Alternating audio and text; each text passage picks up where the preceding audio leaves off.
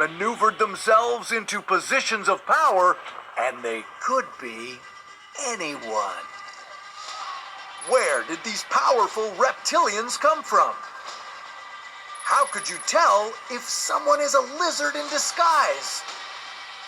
And how could you possibly defeat these all-powerful overlords? This is What If, and here's what would happen if lizard people ruled the world. You know, almost 13 million Americans believe the conspiracy theory that the United States government is run by a secret race of aliens.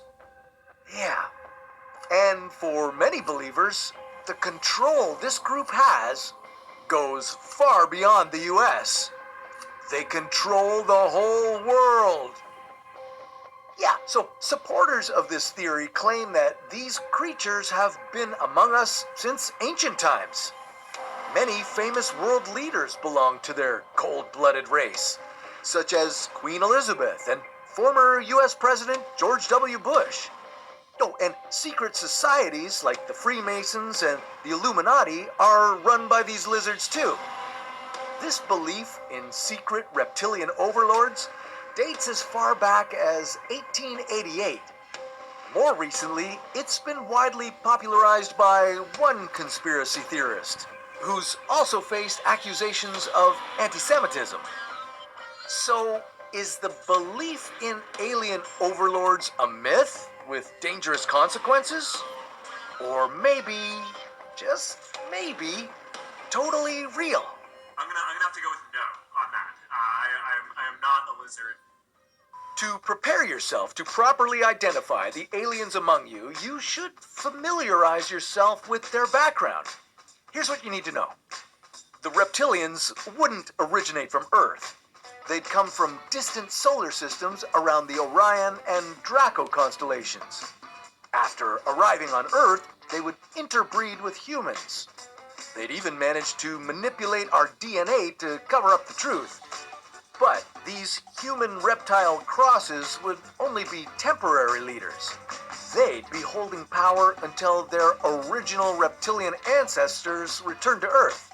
And they would rule by fear, creating anxiety amongst people like you so that you'd more easily embrace an authoritarian one-world government. But luckily for you, these reptilians would be easy to spot once you know what to look for. The first sign is chameleon eyes, or eyes that change color. Of course, that might be too tricky to pull off due to lizard people having excellent vision, so you should approach people with caution who have blue, green, or hazel eyes. Wait, I have hazel eyes. Next, beware of hair, specifically people with red locks, or even slightly reddish. This could be a surefire sign that someone is really a lizard. Other signs that could cast doubt if a person is of lizard origin is if they have suspiciously good hearing, the capability of disrupting electrical appliances, and, of course, known contacts with aliens. Now, you could be running through a long list of all the people you've ever encountered who fit these most unhuman of descriptors. Maybe looking at videos on your phone of one of your best friends could reveal how suddenly weird they appear from one frame to the next. That's right, they could be a lizard overlord. If only you could see their true nature. The scaly skin, the yellow eyes, the cleft tongue. But the list of potential lizard traits runs even longer. This list even includes a love of space and science. Yeah, the most revealing and dangerous indicator of all. But wait a minute. There's someone else who loves space and science. You. So, just about everyone you know, yourself included, could be among a lizard race, controlling the planet. What could you possibly do to stop them? Well, how about this? Lizards love dark, cool places. You could start by moving out of your parents' basement and into a bright, clean apartment.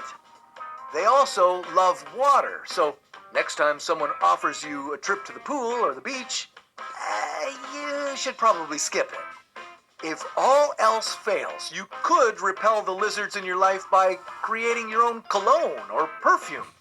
Try something that's heavy on the hot sauce and pepper. That should do the trick. Maybe what you should really do is take your head out of the rabbit hole of this conspiracy theory. It could seem like fun and games, but beliefs in these theories can really start to warp your perspective on the reality around you.